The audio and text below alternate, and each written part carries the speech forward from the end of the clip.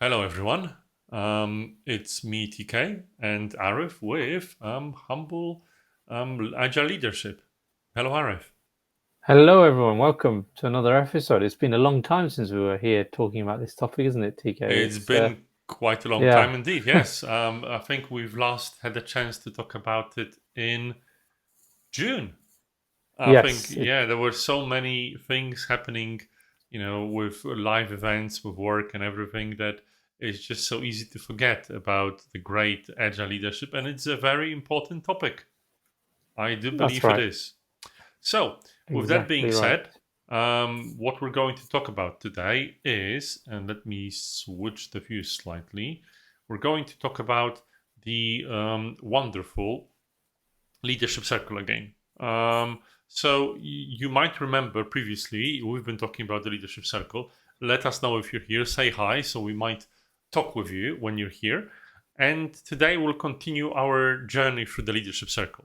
Um, Last time we talked about the overall dimensions of the leadership circle, the mind, will, and heart.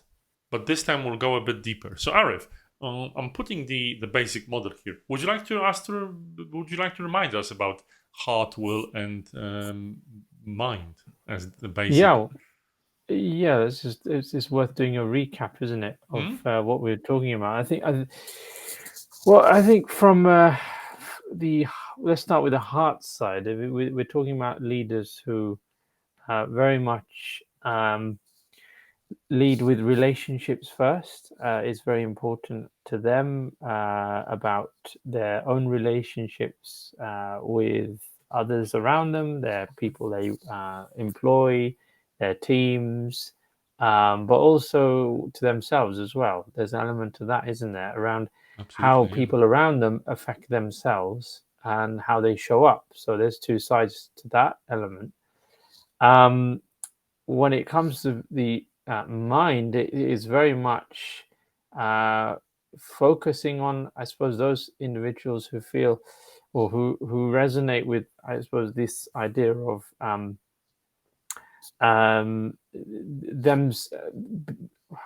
I don't think it's authenticity as such, is it, TK? It's more than that, isn't it? It's Hmm. more around that if they are strong, well, they feel strong in their own abilities to do their role, based on their own capabilities, right? It's not so much about relationships to others. What would you like to add to that, Well, TK? I think, when it comes to the mind, it's just the person's ability to solve problems or the ideas Yes, that they problem might solving. have. And I think this is quite important for a mind type leader.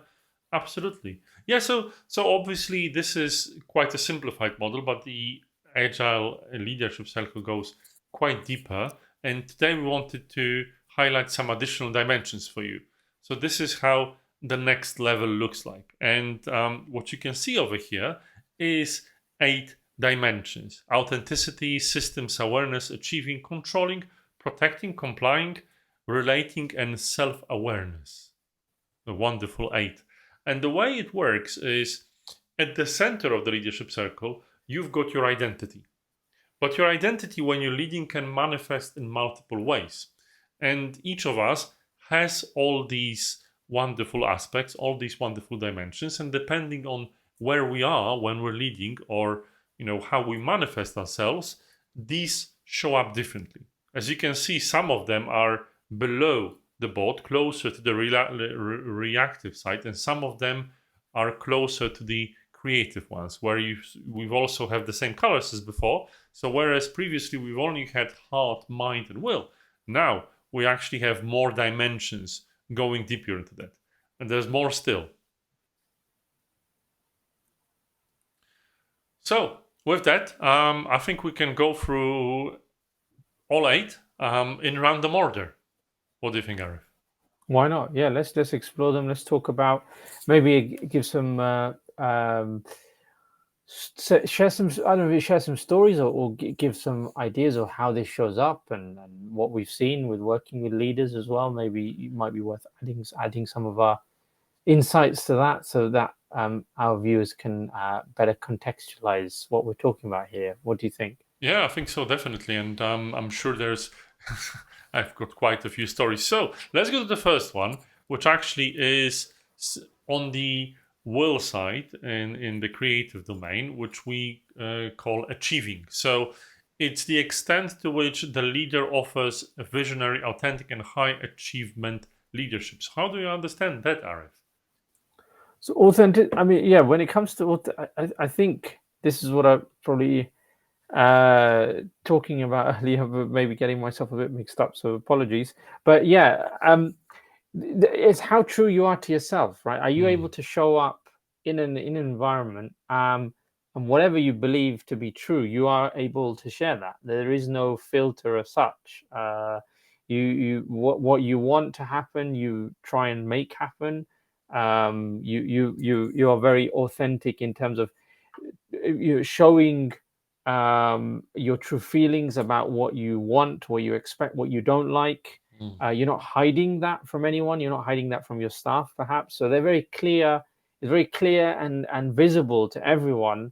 Okay, when Joe says we're doing X, we are actually doing X, and when he means Y, he means Y. It's that kind of Yeah, leading relationship we're with talking about. this visionary thing in an authentic Yes, way, yeah, so you can see someone's. It's very exactly. close to the next one, which is authenticity. So when we say Yeah, authenticity, is you showing up as your authentic self. You don't have to show up as a person that always leads in this visionary way, because you sometimes can't. But you show up the that's way right. you are. Yes. Positive or negative, it's just important to be very authentic. So this is something we try to represent as humble associates, and this is why you can see all kinds of things we do, and hopefully you're able to see us as leaders in our community through that. But there's also the one that many people exhibit called protecting. So that one is a difficult one, especially when you consider the name, because it says that it's the belief that the leader can protect himself or herself and establish a sense of worth through withdrawal, remaining distant, hidden, aloof, cynical, superior, or rational. Oh, that's a Hmm. mouthful, isn't it, Arif? That's a lot to take in. But this is, I think this is, there's some opposite here, isn't it? Mm, To the authentic side, where and look, we're all humans, we're all complex. People yeah. come to the workplace as they are, and there are a lot of things in their lives and their past lives that obviously, for all of us as well, that make us who we are as human beings. And so because of all of that complexity as we are, we will show up differently. No one shows up the same. And so for some people, why it's maybe easy to be very open and transparent about how they're feeling, others it's difficult, and they will maybe uh, show a different side, or they may not be Yeah. very, it maybe not be very easy for you to understand or relate to an individual because they're withholding themselves, that they and so that gives perceptions. Oh, this person doesn't really care, or this person doesn't really understand, is not empathetic. It may be the perception outwardly, but inwardly we don't know. For that individual, it could be something entirely different. They are, as it says here, protecting themselves. They may have had past experiences where when they have opened themselves up, things have happened that have been traumatic, or whatever it might be, and not very nice from their point of view. So this is natural human behavior. It is, and we've seen a lot of leaders exhibiting this, and it's quite opposite to being authentic. So when you're Well, protecting, yes, go ahead, Arif. yeah, I was going to give you an example.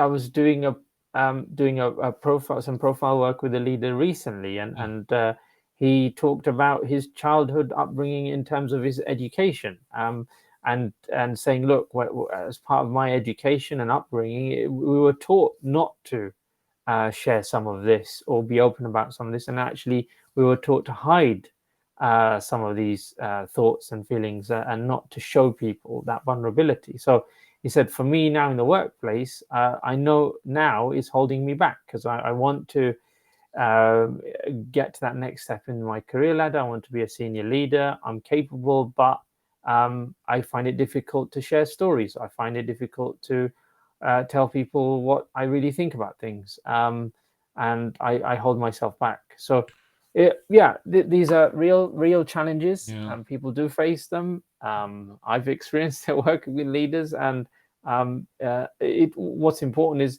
that self-awareness or realization that this is affecting you and how we do something about it, right? Yes, and the leader you've demonstrated is the leader that had a high self-awareness, so the ability to orient yourself on ongoing and personal and professional development, as well as be able to express yourself through self-awareness and integrity. And I think Yeah, this person, despite the fact that they were taught to hide things, at least they yeah, were able to see that within themselves. And I think yes, that's true. the self-awareness for a leader is incredibly important, because this is where it all starts from. I think Yeah, yeah. even going through this tool, as you've said, Arif, requires self-awareness just to Oh, accept totally. what the model says. Yeah, and I think what will okay, I don't want to reveal too much. So we will come to this point of it later in terms of let's go through everything, and I'll share some other thoughts about why this model, why we choose it, why we use it. So let's carry on, Yeah, yeah. and So where would you like? the interesting corollary to self-awareness is systems awareness. So not only Mm, seeing yourself, but seeing how the world works around you and what other yeah, people might be yeah, feeling. yeah, yeah. But again, this on this systems awareness thing, I think Mm, it's interesting. You get different approaches here, obviously, where for some leaders, because they are so maybe heart focused, or they can be heart mm, focused, they may struggle sometimes, I think, to appreciate the system okay. element. So what I mean by that is looking at, okay, all right, well, so how does what I'm doing affect the organization and organization objectives or goals that we're trying to achieve? Am I aligning with what they whereas because of their heart focus, what happens is they're more thinking of the people side. Okay, Mm, are my people happy? Are they enjoying what they're doing? Is the collaboration there, etc., which is all great, but then there's maybe some neglecting happening on the system awareness side. So this is really interesting to see that kind of like the impact of when system awareness isn't kind of there as much as it may need to be, and it's all context dependent, of course. But yes, in a nutshell, we're looking at, or what this is talking about, is the whole picture, not just the work you're doing, the people you're serving, and the people that you're looking after in a leadership role. It's much more beyond that, isn't it? quite a good point, Arif, and it's especially important for us as people that deal with agility, because if you look at, for instance, Lisa's quote about how agility works, you just have to be aware of this complexity, Yeah, and that's just so important.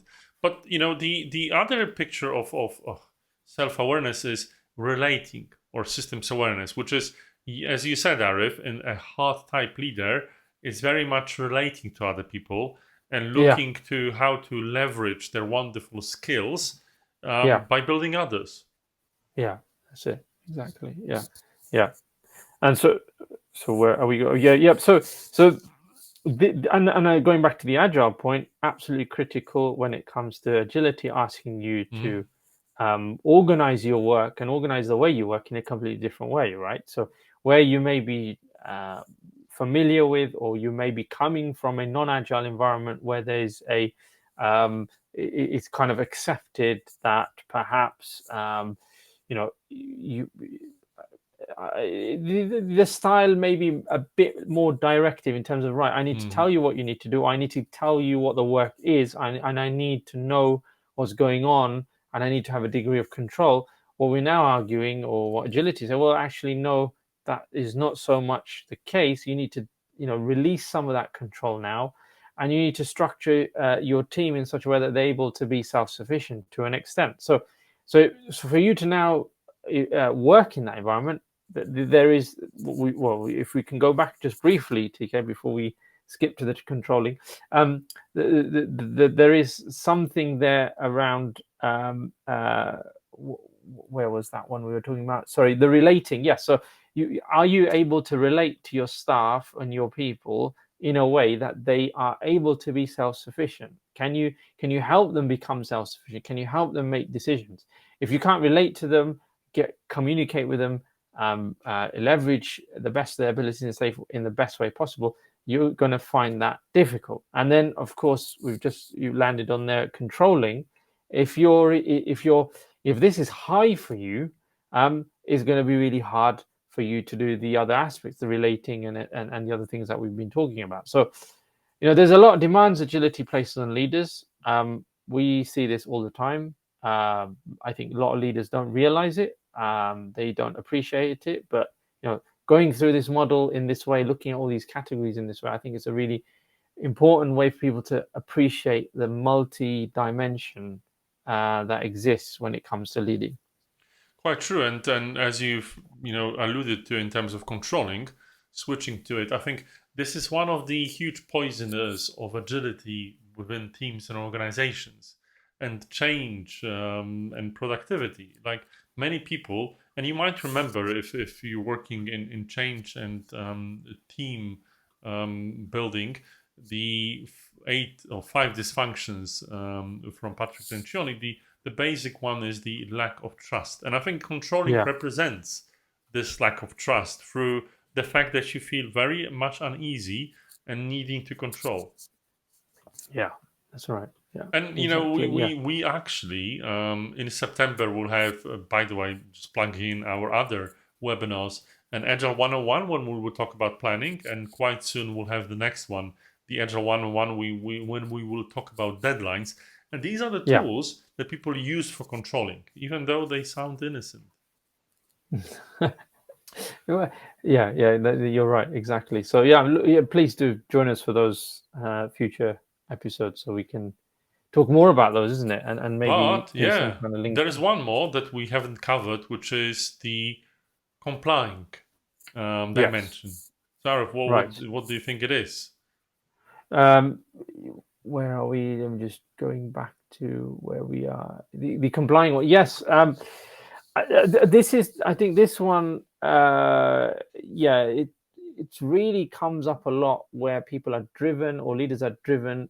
I fear maybe a bit strong, but where their leadership style is really based on the people around them, right? So it's very much less around the mind type lead. Well, okay, even in the mind type, so we might have this, but it's less around you are setting the kind of direction, you are setting where you want to go, you're very clear where you want to go. In this kind of context, the leader is more okay. I don't feel very confident in my own style, so I'm going to be driven by what's going on around me, and so I'd rather comply with the environment and with what's going on. And if people aren't happy, I want to make them happy.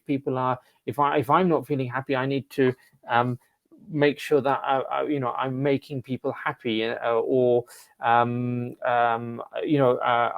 people need to like me, for example, for me to feel safe and comfortable. That's important to me because I'm not confident in this role. I'm not confident in this organization, whatever it might be. So these are the kind of the expectations are set by what the culture, the norm is around, rather than me setting the expectation of what I want from my teams or from people I'm leading or from the work I want, to get done. So this is the challenge. I think it's a huge challenge, and as you mentioned, Arif, the thing here is about other people's expectations rather than your own, which is quite difficult.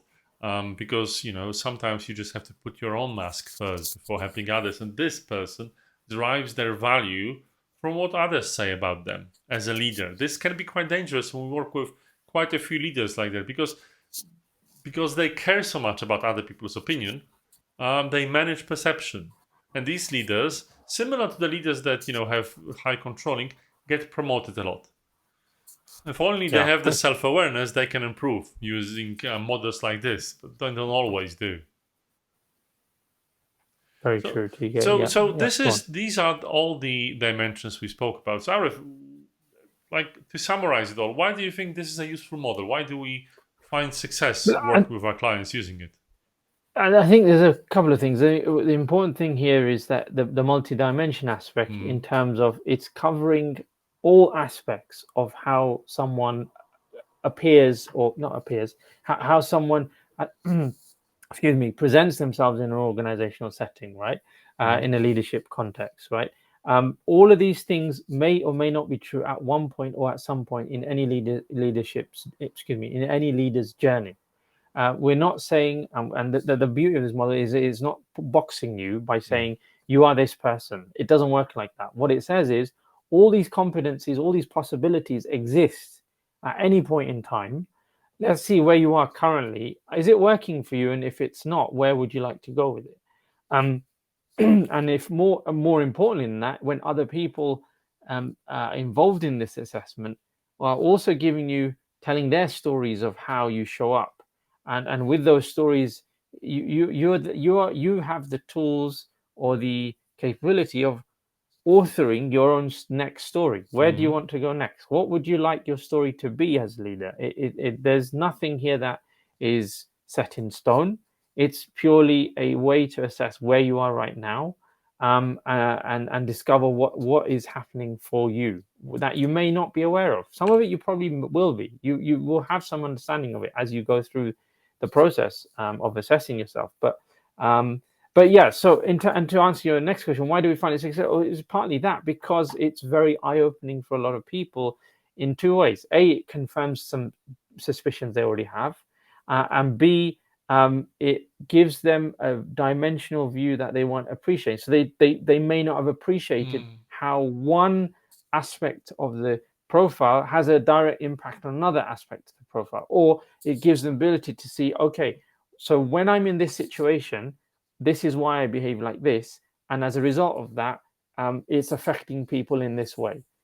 That conversation is so powerful, not easy without something like this, and that's why we find it very, works really well with the leaders we work with. Yeah, it's a good point. And actually, I think that, having a model that helps people self-reflect and as an entry point for coaching conversations is incredibly valuable for many people. Because how is leadership supposed to look like? Well, what we do is we overlay agility on top of it, and we talk about growers and poisoners.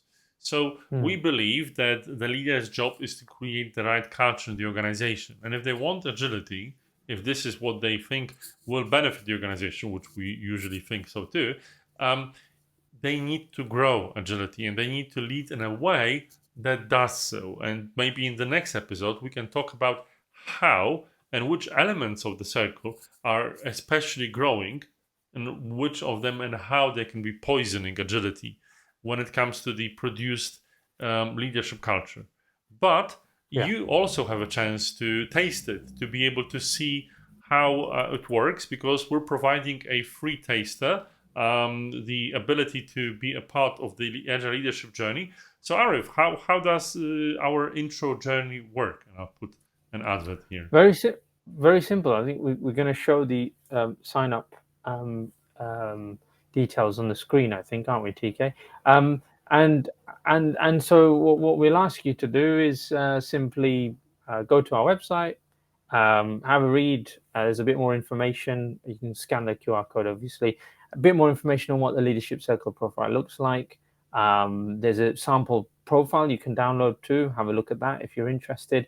Get to the bottom of the page and simply book in a free coaching session where you'll get the opportunity to debrief the profile. So you'll be able to assess yourself, get a free session where we'll debrief it with you, and then you'll have that profile to take away, do whatever you want with it. But in that briefing session, you'll learn more about yourself, your own current leadership style, where you want to get to, what's blocking you, what's inhibiting you, what's pushing you forward, etc. All of that good stuff, and then make some, have some time, think about how you want to progress your leadership, and if for example, you want to take things further, then we'd be happy to support you. But first thing is scan that QR code, go to that web page, have a look at the information there, and book a coaching, free coaching session with us where you'll be able to get an assessment done, and you will debrief that assessment with you. Absolutely. You'll be able to start your journey. Thank you so much, Arif. So it's Humble Associates/journey, as it said on the screen, or in the QR code. You can always rewind for that. But there's more coming from us. So quite soon we'll have another of our wonderful Agile 101 webinars on the 17th of August. So it's about managing deadlines. So when you have a deadline, how do you make sure things are done correctly and on time with the agile methods? That's something Yes. that a lot of people don't know how to do and they struggle Yeah. with. If you think it's difficult, come to our show on the 17th, 5 p.m. BST, and we'll talk about it with you. And Amazing. finally, Yeah. yeah, Look there's forward there's to you. there's the last before our summer break, the Humble Breakfast Jam on Friday. What is That's this it. one We'll be about, Mary? back. We'll be back this Friday with our usual audio event. Yes. We're here every Friday, aren't we? We're talking about what's happening in the news this week, and based on the news this week, we'll find some interesting stories around agile ways of working, and we'll have a chat about it. So do join us for our audio event, 10 a.m. BST this Friday, UK time. Again, also as TK was saying, we'd love you to join us for our Agile 101 on the 17th of August at 5 p.m. UK time as well here on LinkedIn. We'll be live. Thank you very much, We will everyone. be live indeed.